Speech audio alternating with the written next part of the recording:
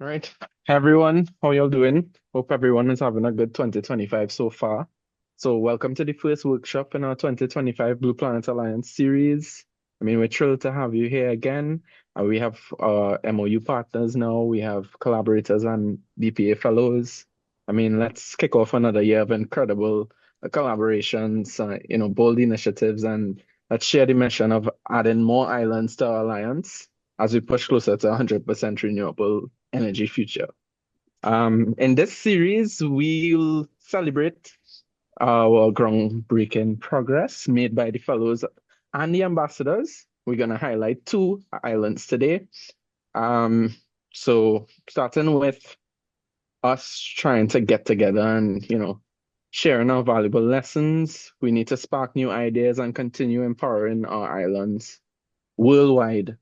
So let's fill 2025 with hope, progress, a transformative action, and let's get it started. So today, we're joined by two incredible fellows. We have Honorable Minister Karen James from Grenada and John Cruz from Guam. So Karen is the Minister of Climate Resilience, the Environment, and Renewable Energy in Grenada. And John is the Assistant General Manager of Engineering and Technical Services? Yeah, at the Power Authority in Guam. So both our guests will share updates on their jurisdictions. So that's the progress up to this date, as well as insights gained from their fellowship experience. So let's start with Minister James, who will Um, provide us insights. just a quick call through, folks. For any questions and answers, please put it into the remarks or the text box, and we will try to extract question. Following the presentation, they'll have some Q&A session as well, too. So please put it into the box. Thank you. Right. So let's hand it over to Minister James. Okay, thank you so very much. Good evening, everyone. It's indeed a pleasure of mine to be here this evening to share some of Grenada's pathway, or to share Grenada's pathway towards renewable energy. First, I would like to start off by thanking the Blue Planet Alliance for creating a platform in the form of the fellowship for small island leaders, and not just small island leaders, but leaders in general, so that we have a platform whereby we can share this space, we can learn from each other, see what's happening around our neighbors, and to actually grow on our path towards sustainability and renewable energy penetration. So before I go into my presentation, I'm not sure who has the opportunity, or who has the cue for us to change to the slide, but I do have a video and I want us to start there. Lance, I see your hand. I want us to go on to the next slide where we have the video, just to give you a bit of context. So if you can play the video, I hope the audio is working. So we'll start off from there.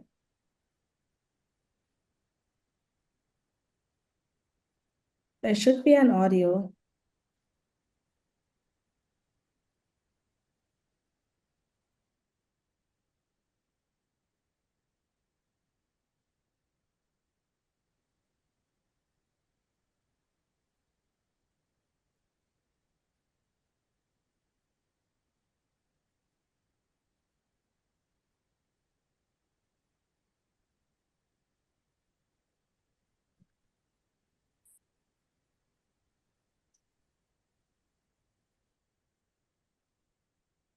Okay, so I'm not certain if you actually heard the video. On my end, I'm only seeing the clips.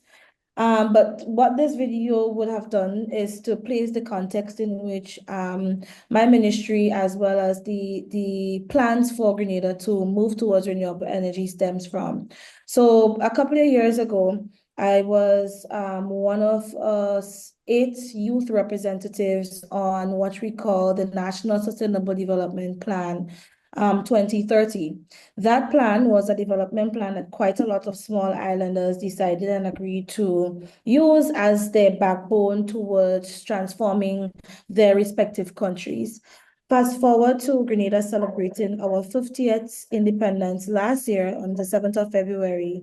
We have decided to look towards that National Sustainable Development Plan with a renewed focus to enlighten, to re-educate, really and truly to mobilize and reinforce the point of that plan as a living document, in that government comes, government goes. This document should be like a Bible for us to guide our path towards sustainability.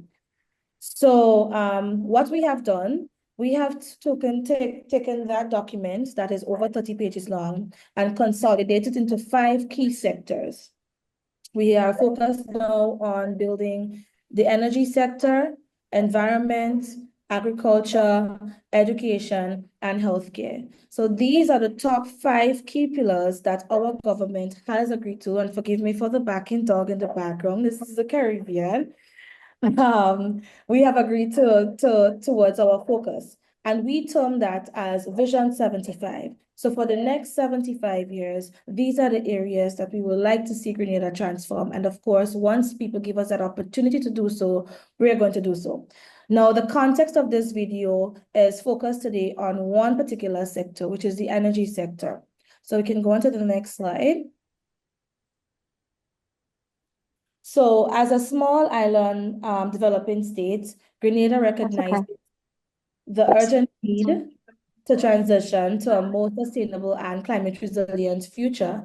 And our participation in the Blue Planet Alliance's fellowship last year really underscored our commitment to this cause. Now, we are a tri-island nation in the Eastern Caribbean, comprised of 3 islands. We have mainland Grenada, we have Carriacou, and Petite Martinique, with a combined population of 124,000 and a peak electricity demand of 37.7 megawatts. Our total electricity generating capacity is 52.07 megawatts, with 97% of this being produced from fossil fuels, and a modest just about 5% coming from renewable sources. However, our nation has ambitious goals to transform our energy landscape as outlined in our nationally determined contribution, our NDCs, and our national adaptation plan. Now, under the NDC document or policy, Grenada has set a target to reducing its greenhouse gas emissions by 40% by 2030, with a focus on the energy sector. In line with this goal, our NAP document, National Adaptation Plan, has outlined a roadmap for us to increase the share of renewable energy sectors in our power mix to 50% by 2025 and 100% by 2035. We do also have quite a number of climate resilience strategies that are also embedded within the National Adaptation Plan, emphasizing adaptation measures for key sectors and for coastal infrastructure. And you would appreciate later on in the presentation why I made mention to that. If we move on now to the next slide, how are we going to do so? So as it stands, government has given its commitment towards continuing and in some instances, initiating some projects that would show our action towards really moving from policy to ambitions to actual implementation. So far, we have ongoing a 15 megawatt geothermal development. This development would see us having, we are in the exploratory phase now, and the potential is that we can have 50 megawatt baseload capacity generated from geothermal resources. It's important to note that while we are volcanic islands, not all volcanic islands have the opportunity to experience or to really see if they have natural resources in that of geothermal. So currently we have 2 sites on island. We have one on the west coast and one on the east coast of the island that we are looking at. So far, we are making our preparations for exploratory drilling. We have had the environmental and social impact assessment studies completed, brought to consultation to our stakeholders. We've also had the geotechnical soil testing studies done as well, and we are awaiting the final reports. We do also have what is in the making to be a 15.1 megawatt solar PV plant, and the location for that is close to our Morris Bishop International Airport. MBIA stands for that. We have opened through the Public Utility Regulatory Commission for a 5 megawatt small scale IPP program, whereby persons can actually invest in it for us. We also have a 5 megawatt self-generator program that is also headed by the Public Utility Regulatory Commission. We have an 8 megawatt distributed rooftop solar project that is OECS project, I believe it is, with quite a number of other countries as well capitalizing on this project.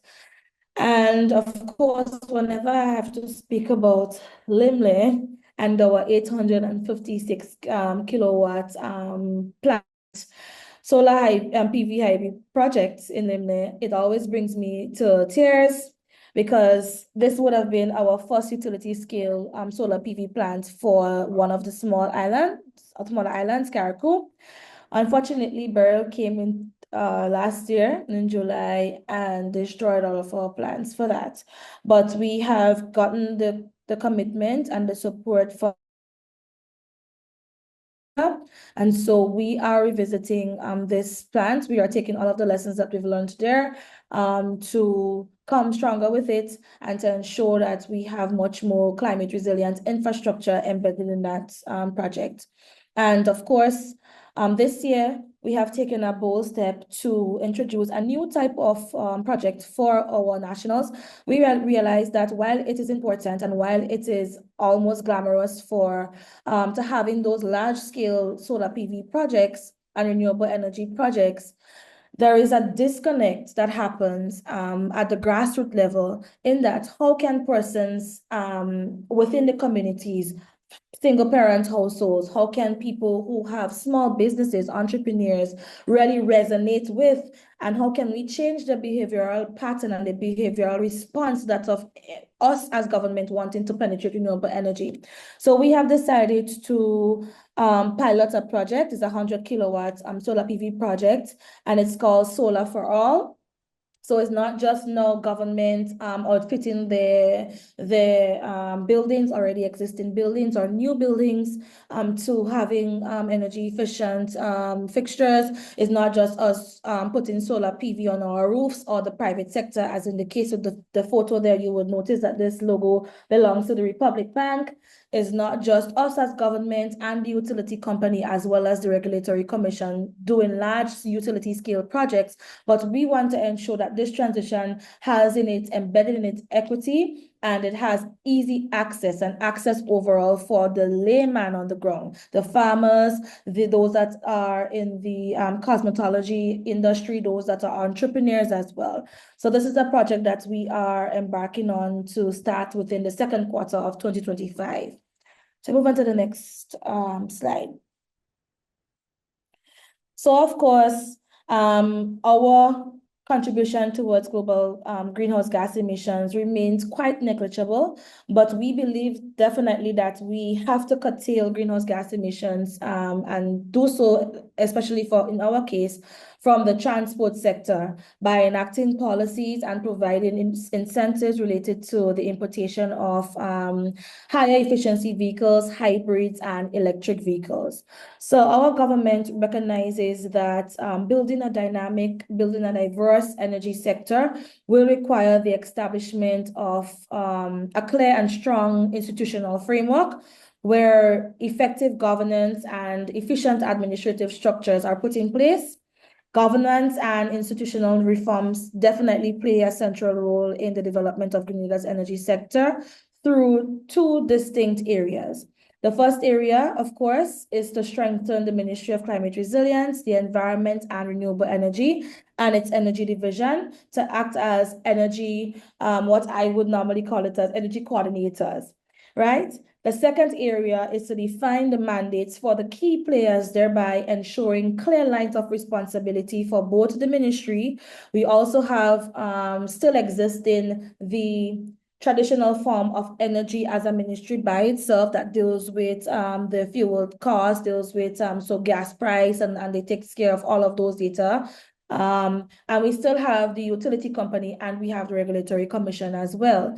And what is key to point out here as this second area that we are focused on building the institutions is to highlight how significant our participation in the Blue Planet Alliance has been for us. Because outside of that opportunity to be a part of that fellowship last year, we never was able to have a communication or to have a conversation rather with the utility company and the regulatory commission in one room dealing with the same issue. All of us are doing the same thing, but we have for a very long time been operating in silos, and that's not to blame any particular government or any particular policy decision, but simply put, it was done in silos as a result of our utility company being privately owned. During the COVID-19 pandemic, I can't remember the specific year. No, the year is kind of, I'm having a senior moment with the year, but government, the past government has decided to repurchase Green. So right now, the utility company is now back in the hands, largely, we are the largest stakeholder of Green now. So this alliance, this fellowship, really brought us together to working on the issues and putting all of our ideas, putting all of our plans into one basket and to seeing where the bottlenecks arises, and to seeing how best we can remedy the situation. Of course, effective functional institutions working under coordination and guidance of the ministry are a key ingredient for the successful deployment of sustainable energy, ensuring the adequate and transparent allocations of funds to achieving the policies. Some of our major frameworks includes our national energy policy that since following the fellowship, we have been able to, through the assistance and support from the World Bank, to actually move that revised document into a cabinet approved document. We are still working, we do have the Electricity Supplies Act of 2016 that does need some kind of revision. And we have spoken to Lance on the side as relates to some of the support that we are asking for in terms of the regulatory framework. We still have the Public Utility Regulatory Commission, or the PURC Act, enforced. We have an advanced draft, and we will be soon passing that draft of the Energy Efficiency Act, hoping to bring it into Parliament. We had that down as one of the acts that we wanted to bring to Parliament since the first quarter of 2024.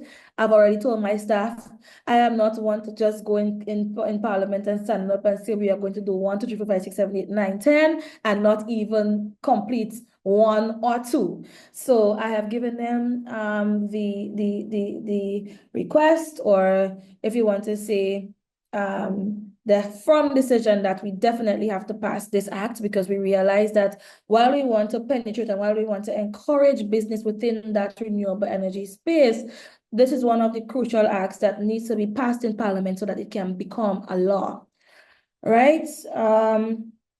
I mentioned the National Sustainable Development Plan, now dubbed as the Vision 75 already in the beginning of my introduction. That is self-explanatory.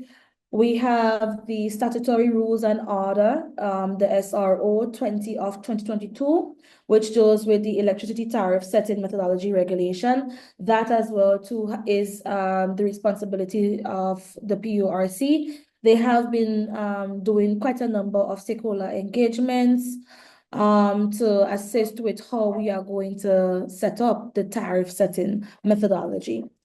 With regards to investment in RE, PERC is currently hosting or has hosted a series of consultations to deal with the tariff regulations. They have not submitted the report for us as yet, so we are still waiting to see how they have been able to gather what the feedback is like from the people, both those who consume, both those who are interested in investment opportunities within RE in Grenada. So the slide just basically show you how basically everything what I just said. And of course, we have the Sustainable Development Goals there that we always try to embed within everything that we do in country. So we can move on to the next slide. So this slide illustrates the remarkable growth trajectory of distributed renewable energy in Grenada over recent years. It highlights both the annual increase in customer RE interconnections and the cumulative installed renewable energy capacity. So this data basically underscores the accelerating momentum towards achieving our national renewable energy targets at the local level. Some of the key observations from the graph, and I'll just run through it very quickly. So it tracks the yearly increase in customer-owned renewable energy installations and interconnections to the national grid. The green bars represents the capacity in kilowatts of newly installed customer renewable energy systems each year. The purple, if you can see it, it's a bit small, but the purple line represents the number of new interconnections per year from 2007 to the mid-2010. The rate of installations was relatively stagnant with minimal adoption of distributed renewable energy. However, from 2020 onwards, there is a significant spike, as you would see, with a record number of new interconnections in 2023, indicating heightened public and private sector engagement. So this surge, of course, reflects improved policy frameworks, those that we have been able to approve, greater affordability of RE systems, and increased awareness of the benefits of decentralized clean energy. So perhaps maybe too, I don't know how reflective that data might be, but there have been quite a number of incentives that government has, and forgive me if I'm talking a bit fast, I'm trying to squish everything up in the time that I have, but there have been quite a number of incentives that government has put in place to support that penetration. Some I can mention quickly. We have 100% concession on fully electric vehicles. We have a 75% concession on hybrids and 100% concession on solar PV modules, that's the panel, as well as all of the fixtures and so that goes with it.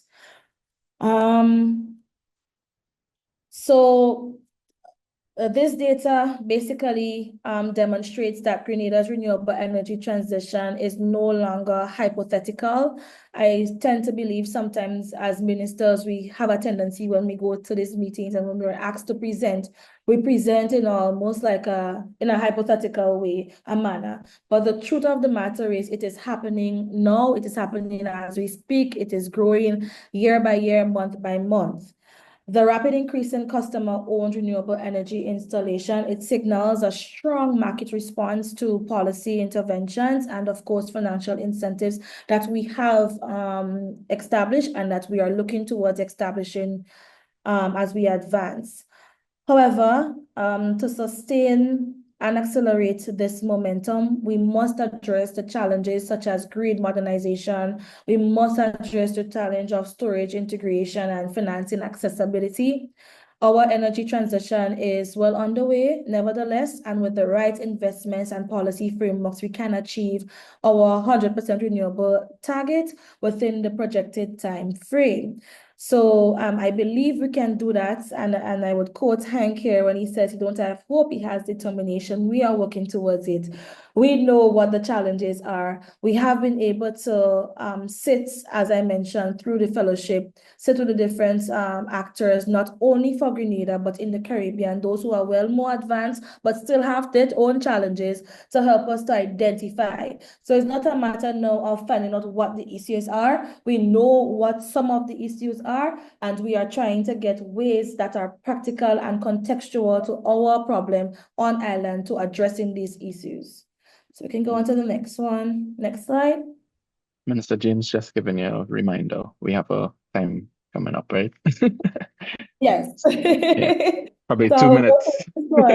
I'll go to this one Yeah. very swiftly. So we can go on to the other slide one time, where I have just a summary of the challenges. So you can go on to the next slide. The high upfront costs, of course, transitioning to renewable energy, it requires significant initial investments in infrastructure, technology, and a key area that we don't talk about enough is the skilled labor needed. The Caribbean now have a deficit in that area, and we're trying our utmost to encourage our students to get involved and to tap into these jobs for the new economy, right? Grid integration issues continues to be a problem that plagues us. Upgrading and modernizing the grid is necessary to ensuring that we have stability, that we have efficiency in the energy distribution. We have the policy and regulatory barriers, public awareness and behavioral change. I alluded to that earlier on already. Resilience to climate impacts, as we've seen with Hurricane Beryl. The extreme weather events can damage critical energy infrastructure, placing additional strain to what we already have as a problem, highlighting the need for resilient renewable energy systems that can withstand natural disasters. And if you go on to the other slide, you will see I have a picture. If you move on to the other one, Lance. This is a picture. Oh, sorry, if you go back one. This is a picture of what had happened to that was not even successfully commissioned first utility scale solar PV project. Now, there has been quite a lot of lessons learned from that. Be it the phasing in terms of the wind patterns, be it how it was mounted, the quality of the brackets, and all of those technical stuff that I'm not so technical to speak on. But we have quite a lot of lessons learned here, and this is a reality of small island developing states. We would make the investment. It's already hard for us to access the finance. Whenever we access it, it takes 10 years, it takes 2 decades. And sometimes the need and the assessments and the preliminary works that is done has changed so drastic that we have to go back now to revisiting some of the projects that we have. And so whenever we placed our commitment to it by taking out of our national budget to invest in these projects, we have hurricanes that can come, and the hurricanes will be coming. It is unprecedented to have a Category 4 hurricane in the first few days of the hurricane cycle as we know it. And so we have to be able to equip ourselves to not just advancing the RE targets, but how can we do so in a more resilient manner?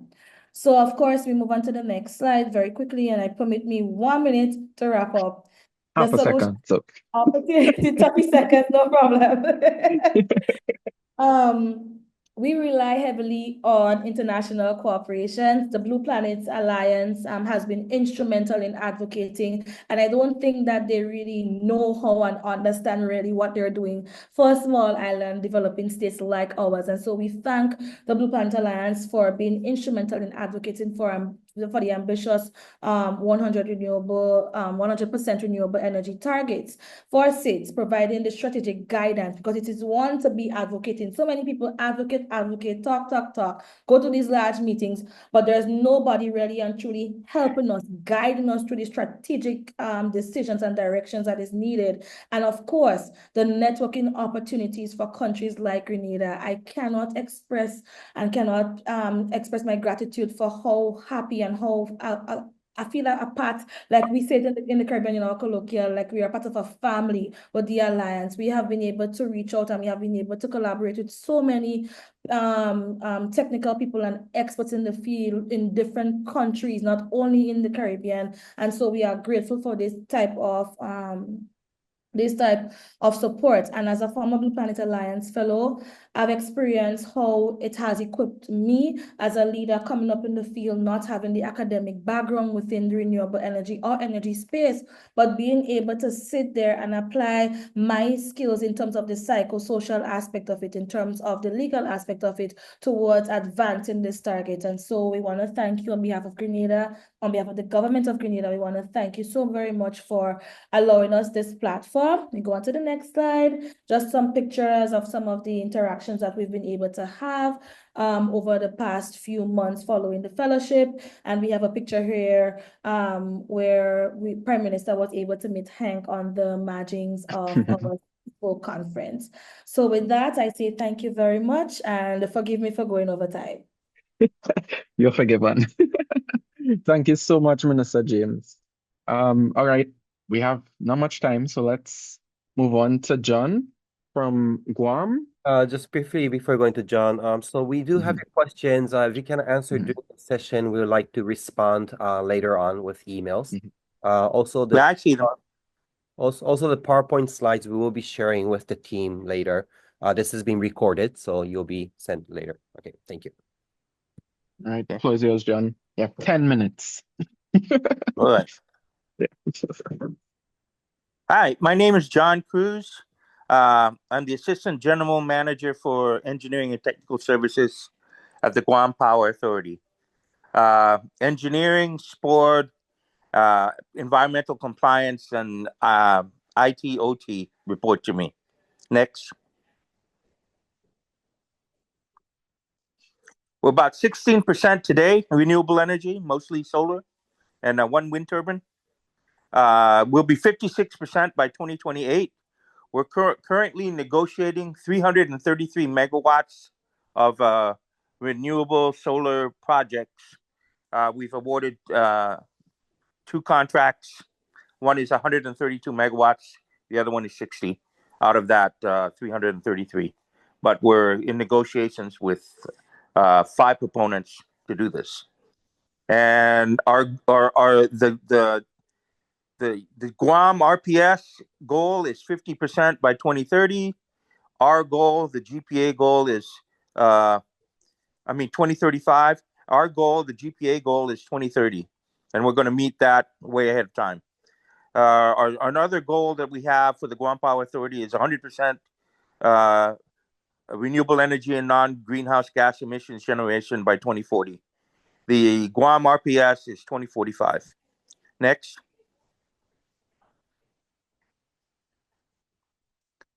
Okay, Guam renewable goals.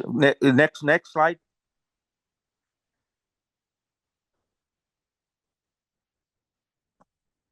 Okay, Public Law 3546 established the Guam Renewable Portfolio Standard, and Public Law 3546 amended the original RPS out to 100%. The Guam the Guam Power Authority renewable goals are, like I said, 50% by 2030 and 100% by 2040. Next.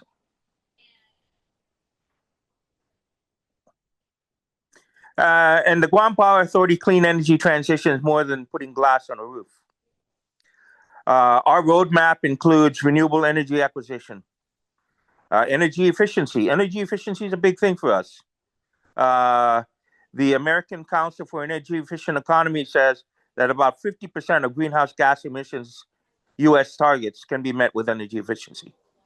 But we really have a big energy efficiency program. Demand response, moving customer loads to where they're most appropriate and useful. We're going to have a lot of solar during the day. We want to push loads to the daytime so they can eat that solar. Transportation electrification. We're just in the middle of concluding our contract for implementation of an EV managed charging services, which will use a steering group that will guide where we put public chargers on our grid. Renewable integration, that's a big part. That's a big worrisome part. How do we get everything to work together?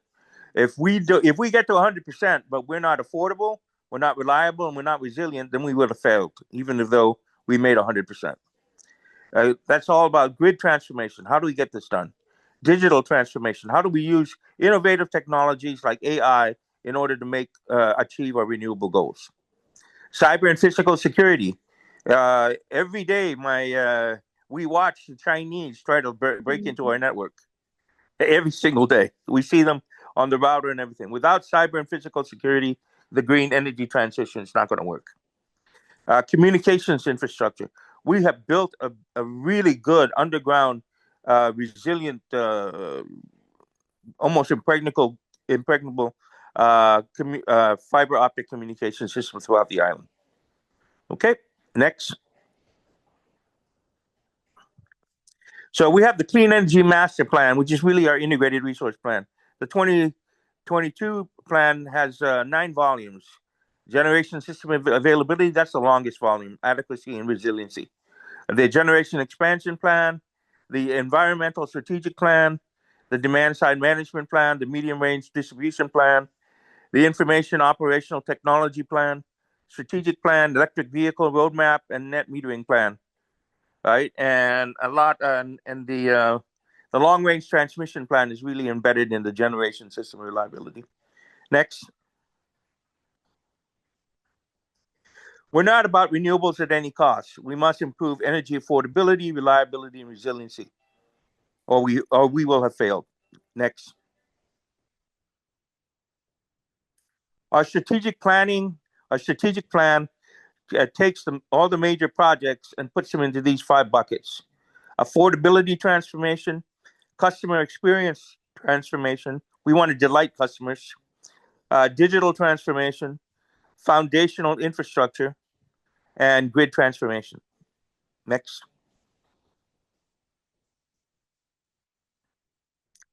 Energy efficiency, as I've said, right? That energy efficiency measures can meet the U.S. greenhouse gas emissions by 50%, 50% of that by 2050. So getting us halfway to the U.S. climate goals. The Guam Energy Efficient Office Building Demonstration Project, developed at UOG on Dean Circle, GPA achieved energy consumption reductions of 50 to 75% compared with the same use, identically constructed buildings, right? At a very reasonable price, much lower than putting solar on a roof. And we have a large energy efficient appliance rebate program, and the performance study, right, has shown of our Energy Sense program has shown that the program participants saved $26 million in energy costs, and it's decreased demand by about 10 megawatts, which saved another 27 megawatts in deferred capacity costs. Next. Renewable integration. There's no silver bullet. We can't pick. This is one thing that we need to do. It's multiple approaches working together. We talk about solar PV, wind systems, renewable diesel. The governor had once asked me, "Did we waste our money because we brought in a 198 dual-fired combined cycle combustion turbine?" And I told the governor, we've been looking at renewable fuels like renewable hydrogen, like renewable diesel. We even have an MOU with a company in Singapore that is beginning to develop renewable diesel for the market. And I said, Governor, when renewable diesel becomes price parity with ultra-low sulfur diesel, and we've seen this happen with ultra-low sulfur diesel and 0.5% diesel, we will switch. And if we switch, all of our power plants that use this renewable diesel will be renewable power plants. So using conventional generation in a new way with renewable fuels is part of the roadmap to the Guam clean energy transition, right? For us, there's a limit because of the rainy season and because of the trade winds seasons for how much we can supply from solar PV and wind power to meet all of the island's need 100%. Right? Next. We're proud of this. We have a 24 megawatt, 6 megawatt hour battery. And NREL says that in a lot of its grant applications, they say that fast frequency regulation and rapid reserve functions, grid functions, are future functions, and we've been doing it for 4 years. The battery up on the top graph, that's our frequency that's been controlled by our generators, and it's not very good. With the battery, that fast frequency regulation, that keeps it within our frequency within a narrow band. In the past, clocks would go change and move by 2.5 minutes on a single day because of the squirrely frequency control that we had. Now people don't have to reset their clocks. Okay. Next. Oh, let me add to that slide. We used to have a problem with under frequency load shedding. Every time a generator tripped, we'd lose a lot of load. We'd have to lose a lot of stages of load shedding. That battery that we have using the fast frequency, the rapid reserve function, injects power immediately into the grid, right, based on the rate of change of frequency, and it'll stop and arrest the frequency decay. And it has reduced the number of under frequency load shedding events by about 75%. Right. Okay. Next, and it's going to form the basis for what we call an autonomous AI-based grid controller. A lot of events on the system, the new system, when we move to greater and greater IBRs, are going to happen too fast for a dispatcher. So we're building an AI-based grid controller that will be able to take a look at the network, figure out what's going on. If there's something that needs to be done to stabilize the network, do it before it becomes a problem. Okay, GPA strategies, right? The technology capability up and the cost curve down. If we did it all at once, we wouldn't have the benefit of the cost drops, and we wouldn't have the benefits of the technical capabilities that are coming up. Especially, we've added in our phase 4 bids the requirement for grid forming inverters, so that in the future we can create schemes where we can use microgrids to island the island in case of typhoons or in case of a stability event. Build foundational infrastructure enabling future applications at minimal cost. We had a very comprehensive smart grid initiative grant program. We had 14 work streams. And everybody at the kickoff meeting of all the vendors said, what are you going to do once you put everything in? And I replied, build. We have added more capabilities and more applications to the infrastructure that we laid out during our smart grid, that it's enabling us to do things like distribution automation and PMU sensors use at almost no cost. So if you plan to the future to enable all these other future applications, you're on the right track. Don't miss the opportunity to do it then. Find or create synergies. We've reached out to the national labs.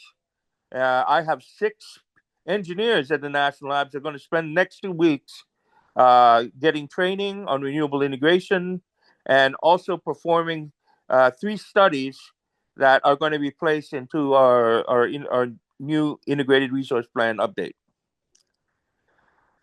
Develop a holistic system model of interdependent nodes that support and reinforce each other. The batteries reinforce each other. The synchronous condenser that we're going to be putting in supports each other. All these systems, we're taking a look at everything together, right? We can build a better resilience, a better reliability, a better affordability future. Build people and technology networks. I have 5 people, new people. These are people that have been here like less than 3 years.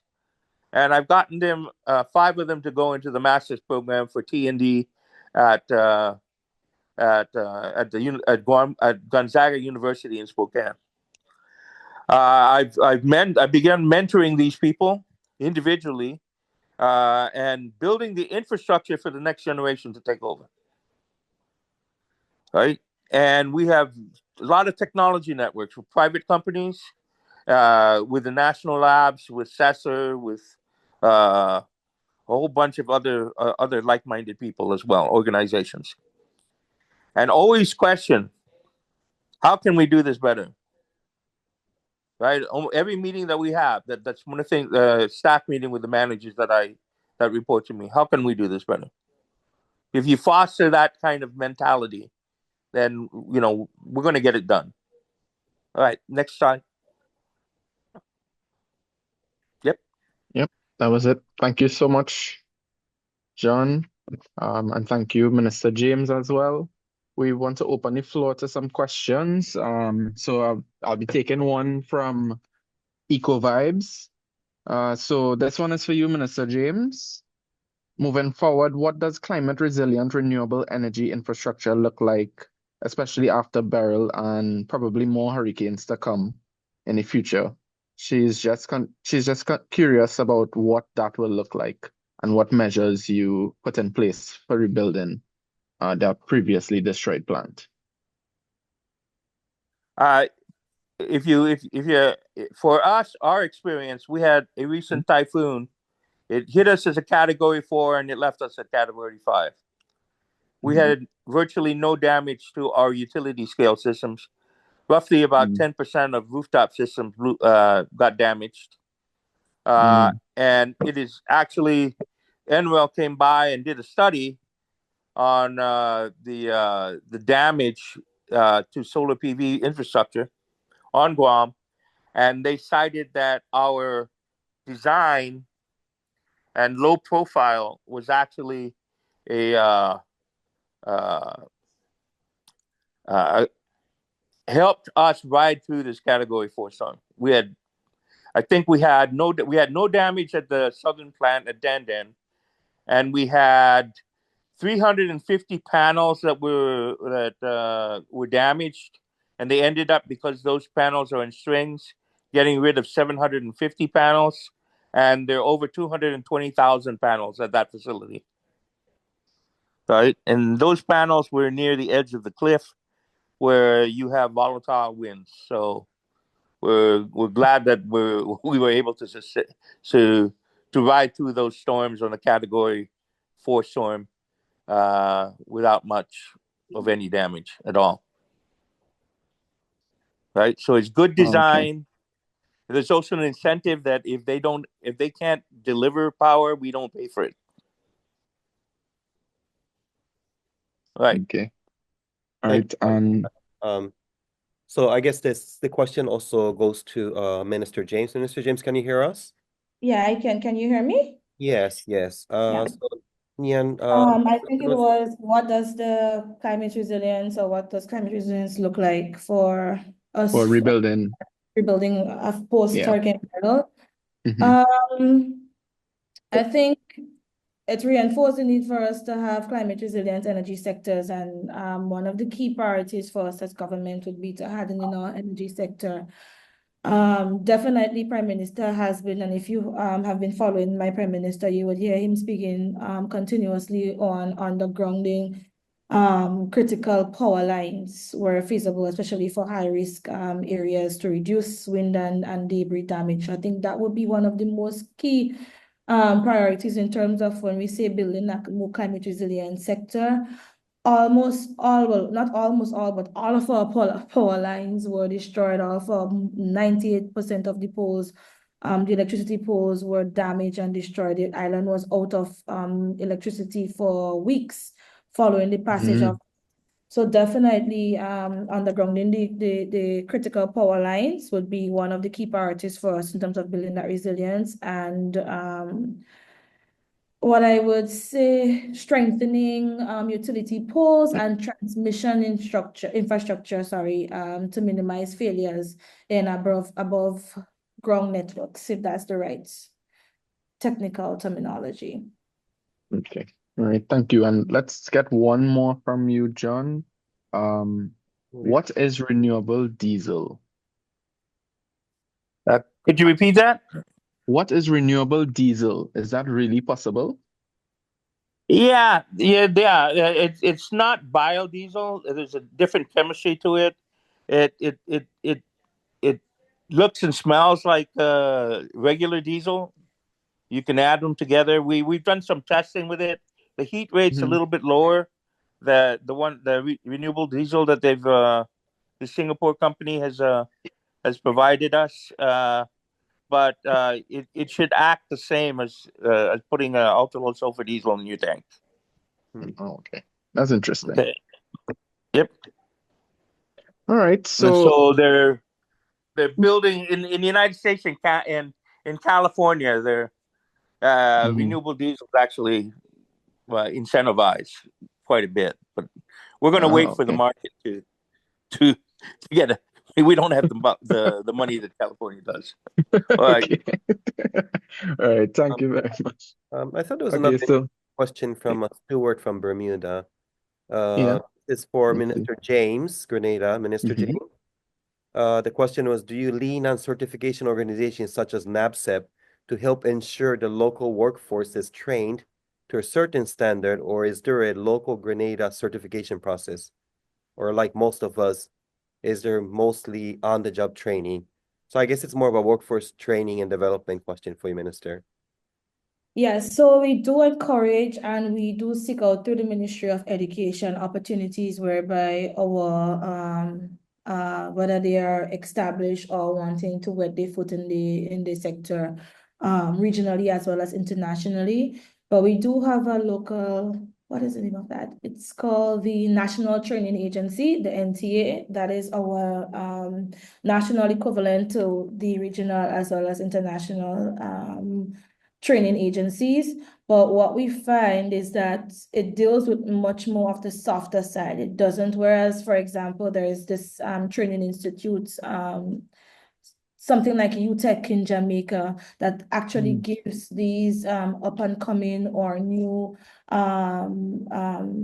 individuals wanting to become young professionals in the field the opportunity to have hands-on training.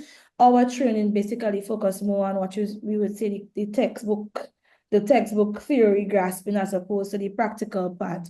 So whenever we get opportunities to give them that ground to explore, we tend to grab onto that. So it's a combination of both what we have locally as well as regional and international.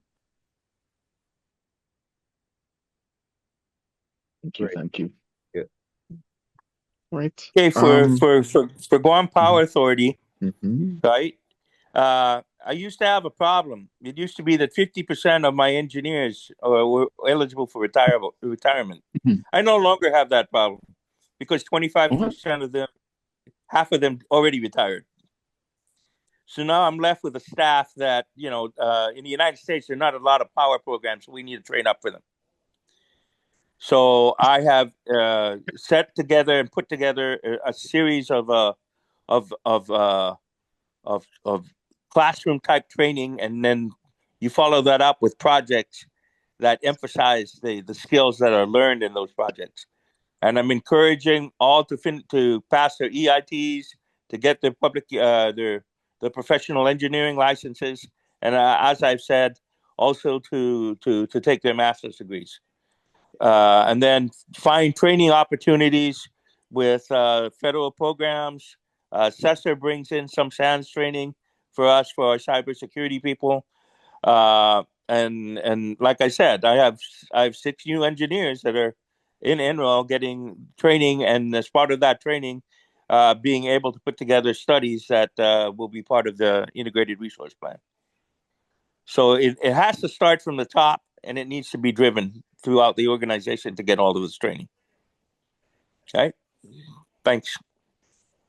Okay, thank you. Thank you very much. Okay, so thank you to our panelists, Minister James and John, for showcasing the incredible work that Grenada and Guam is doing, especially Grenada after being hit with Beryl. You're going to show that Caribbean resilience, I'm pretty sure, when you rebuild that power plant, that solar plant.